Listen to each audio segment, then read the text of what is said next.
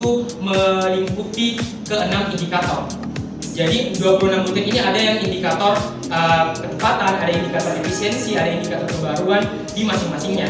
Dimana untuk lembar kuesioner UX ini memang cukup jarang digunakan atau cukup tabu digunakan karena memang UX ini hanya digunakan untuk pengembangan aplikasi. Saya fokus di abstrak, ya. Di sini diperoleh skor SUS 83. Kemudian rata-ratanya good. Untuk predikatnya rata-ratanya good dari untuk rata-rata good itu pengujian good ini. Ya, jadi di sini sebenarnya adanya ketidakkonsistenannya dari karena yang dianalisis U pertama. Kemudian yang kedua adalah tadi kan sudah terjawab ya kelayakan dari media. Jadi ada dua yang divalidasi.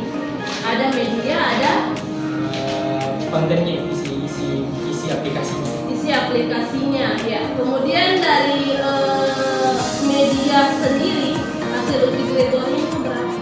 0,86. Terima kasih. Kita melangkah ke tim kedua. Silakan untuk siap-siap untuk mengambil tempat di atas. Saya bacakan. Tim kedua ini berasal, mohon maaf dengan Bapak Ibu dan yang terhormat. LKTM tahun ini diselenggarakan di kampus MIPA. Tepatnya. Selamat pagi, salam sejahtera untuk kita semua. Salam sehat, salam budaya, salam kebajikan. Yang terhormat Dewan Juri, yang kami hormati panitia presentasi 2022, dan hadirin sekalian yang berbahagia. Pertama-tama, sesuai dengan kata pepatah, tak kenal maka tak sayang, maka perkenalkan kami dari Universitas Jenderal Sudirman akan mempresentasikan mengenai efektif setting penyimpanan daya listrik DC sebagai solusi darurat daya listrik. Perkenalkan, saya Aulia Marina Istiqomah. Dan saya dengan dosen pembimbing Hartono SSP MSI. Pertama-tama, melihat dari berbagai berita yang ada, mengarahkan banyak yang memberitakan bahwa pengalihan dari energi fosil menjadi energi listrik pada berbagai berita. Ini harga BBM. Kemudian yang kedua, banyaknya kebutuhan penggunaan BBM pada masyarakat. Kemudian BBM yang tidak dapat diperbarui dan banyaknya dampak negatif BBM bagi lingkungan. Selanjutnya, alasan yang mendasari terciptanya dari ide kami adalah tantangan di masa depan dalam menghadapi krisis BBM. Seperti yang kita ketahui bahwa energi listrik itu memiliki berbagai kelebihan, diantaranya yaitu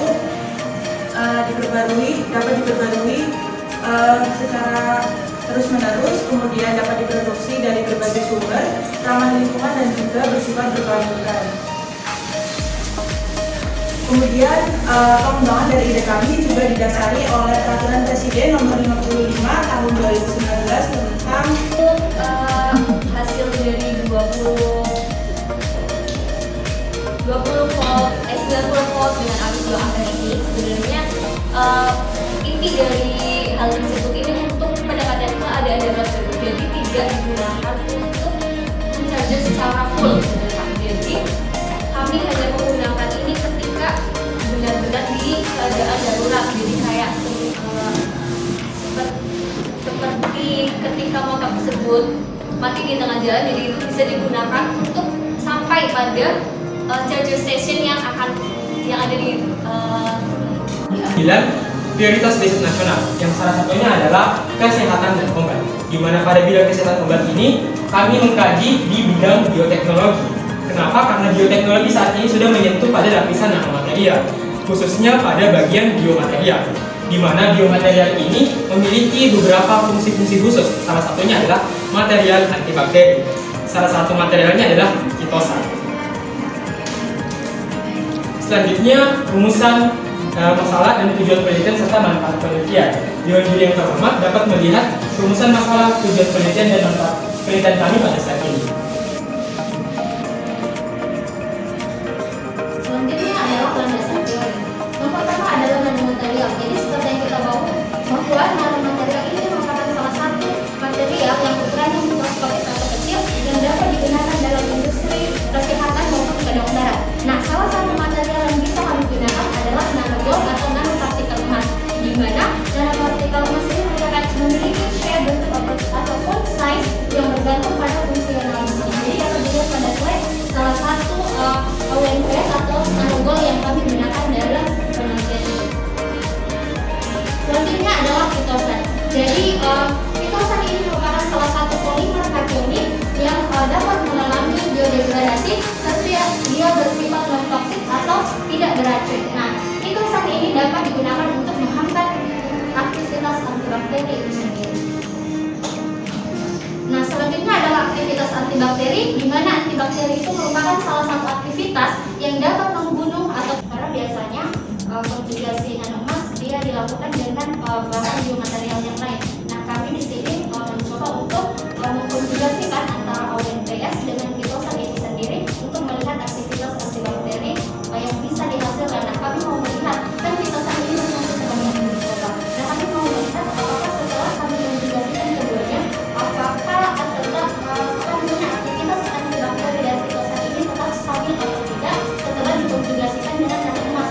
Nah, seperti tadi pada hasilnya di aktivitas antibakteri ternyata setelah dikonjugasikan hasilnya tidak jauh berbeda antara hasil dari zona biru pitosan itu sendiri serta setelah dikonjugasikan dengan nanoemas, karena nanoemas ini bisa berfungsi sebagai mobilitas untuk menumbuhkan bakteri tersebut. Yang dicapai oleh Sari Puspita Mulyasari, kita berikan aplaus dulu. Masa negeri 1 Tira Wuta, persiapan implementasi kurikulum Merdeka. Dari mereka dalam artian sini guru ragu atau kurang percaya terhadap kurikulum merdeka yang dari kebijakan pemerintah. Dan yang terbelakang yang keempat yaitu perubahan dan penyesuaian masing-masing jenjang pendidikan.